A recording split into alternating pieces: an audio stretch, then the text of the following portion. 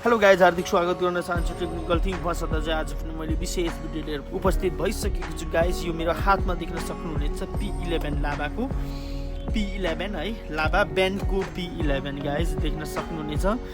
This is Lava ब्यान्डको P11। यो mobile चाहिँ वाटर ड्यामेज गाइज देख्न सक्नुहुनेछ। म यो ब्याट्री लगाएर देखाउने छु। ब्याट्री लाउने बित्तिकै यो डिस्प्लेमा यो टाइपको आउँछ, फोन अन हुँदैन, एकदम वाटर ड्यामेज। यस्तो मोबाइलको प्रब्लमलाई, पानी पसेको मोबाइललाई कसरी रिपेयर गर्ने भन्ने बारेमा चाहिँ म यो भिडियोमा तपाईँलाई एकदम जानकारी दिनेछु। भिडियो सुरुदेखि अन्तिमसम्म हेरिदिनु होला। भिडियो मन पऱ्यो भने लाइक गरिदिनु होला, कमेन्ट गरिदिनु होला। अनि तपाईँ च्यानलमा नयाँ हुनुहुन्छ भने च्यानलमा जोडिनु होला, सब्सक्राइब गरिदिनु होला, किनकि यस्तै टेक्निकल कुराहरू चाहिँ यो च्यानलमा आइरहेको छ। सबैभन्दा पहिला हामीले मोबाइललाई अन गर्नुपर्ने हुन्छ गाइज। देख्न सक्नुहुनेछ डिस्प्लेको यो पत्तामा एकदम सही छ। यहाँदेखि हेर्नुपर्ने हुन्छ हामीले लाइन। ओके, यहाँनिर हामीले यो किप्याडलाई हामीले रिमुभ गरौँ। किप्याड रिमुभ गर्ने बित्तिकै हामीले यहाँनिर यो टाइपको देखिन्छ। यो पुरै पानी, वाटर ड्यामेज है, पुरै यहाँनिर चाहिँ कस्टहरू एकदम धेरै परेको छ है।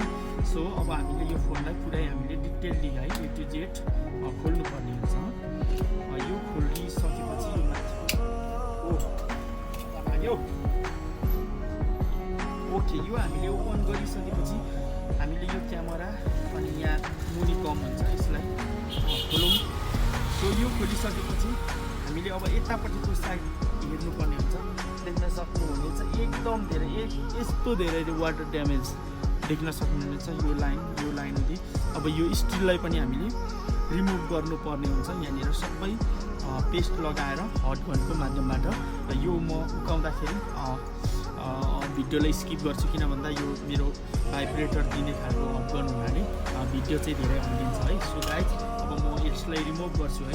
यो फोन सर्ट छ कि छैन भनेर हामीले चेक गर्नुपर्ने हुन्छ है। यो म चेक गर्छु। ओके, यो प्लस पोइन्ट देख्न सक्नुहुनेछ, यो टाइपको आइरहेछ। सो यो वज्र मोड है, माइनस यो 0 आउनु पर्यो, बिचको ठिक छ। यो फोन फाइन आउट गर्न सक्छौँ है। कसरी फाइन आउट गर्ने हो सबै यही भिडियोमा म तपाईँलाई देखाउँदैछु। सो यसलाई हामी यहाँनिर च्याप्छौँ। यहाँनिर च्यापिसकेपछि अब हामीले यो स्टिलको छेउछेउ भागमा हामीले यो पेस्टलाई यसरी लगाउनु पर्ने हुन्छ। तपाईँ नयाँ आउनुहुन्छ भने, तपाईँ रिपेयर गरिराख्नु भएको छ भने तपाईँले सबै कुरा जान्नुहुन्छ। यो कसरी खोल्ने भन्ने बारेमा त्यो हेरिराख्नु परेन। तर जो नयाँ हुनुहुन्छ उहाँहरूको लागि यो एकदम उपयुक्त कुरा म तपाईँलाई जानकारी दिँदैछु है। देख्न सक्नुहुनेछ यो मैले प्लेटलाई रिमुभ गरिसकेँ। यहाँनिर हाम्रो वाटर ड्यामेज देखिरहेछ है। यो साइड वाटर ड्यामेज देखिरहेछ। अब हामीले यति गरिसकेपछि सबैभन्दा पहिला हामीले थिनर अथवा तपाईँसँग पेट्रोल छ भने पेट्रोलको माध्यमबाट हामीले एकदम वास गर्नुपर्ने हुन्छ, क्लिन गर्नुपर्ने हुन्छ यो बोर्डलाई है। सो अब मैले यसलाई एकदम टोटल्ली मैले एकदम मजाले, मसँग पेट्रोल छ, पेट्रोलको माध्यमबाट यसलाई मैले क्लिन गर्दैछु है। एकदम मजाले क्लिन गर्नुपर्ने हुन्छ फोनलाई है।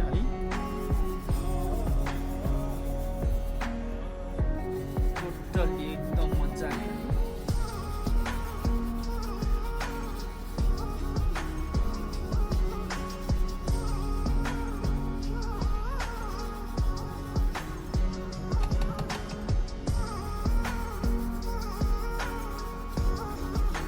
ओके, योमा यहाँ क्लिन भइसकेपछि यतापट्टि एकदम टोटल्ली हामीले यसलाई क्लिन गर्नुपर्ने हुन्छ।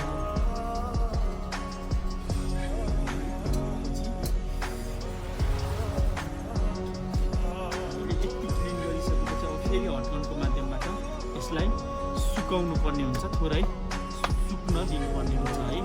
पेट्रोल एकदम छिटो सुक्छ, त्यही भएर हामी मोबाइल रिपेयरिङ सेन्टरमा पनि पेट्रोल युज गरिन्छ।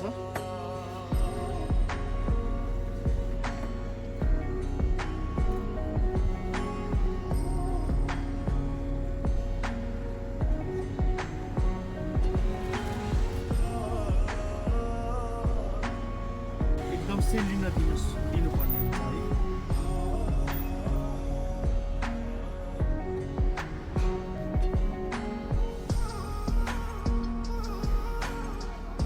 ओके, यसलाई पुरै लगभग यो सेलिसकेको छ। सो अब मैले फेरि एकचोटि ब्याट्री यहाँनिर इनेबल गर्नेछु है। ब्याट्री लाउने बित्तिकै अघि यहाँनिर लाइट दिन्थ्यो, सो अहिले मैले ब्याट्री लाएँ, केही लाइट दिएन। अब मैले फोनलाई एकचोटि अन गर्नेछु। फोनमा केही रेस्पोन्स छैन, फोनमा अलिक पावर लो रहेछ। सो है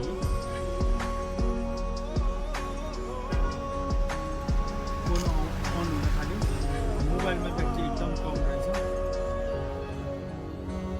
सो हामीले त फोन त अन गऱ्यौँ, तर पनि यहाँनिर ब्राइटनेस यहाँनिर ग्राफिक्सहरू केही आएन है। मोबाइलमा देख्न सक्नुहुनेछ फोन फाइनली अन भइसकेको छ, सुन्न सक्नुहुनेछ। तर यो डिस्प्लेमा प्रब्लम देखाउँछ। सो मैले डिस्प्लेलाई एकचोटि रिप्लेस गर्नेछु। डिस्प्ले नयाँ मैले डिस्प्ले यहाँनिर लगाउनेछु है।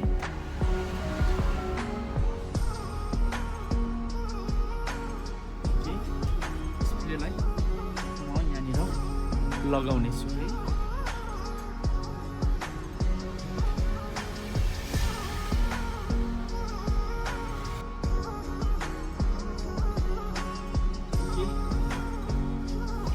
डिस्प्ले मैले यहाँनिर एड गरेँ। मैले फोनलाई फेरि स्विच अन गर्नुपर्ने हुन्छ।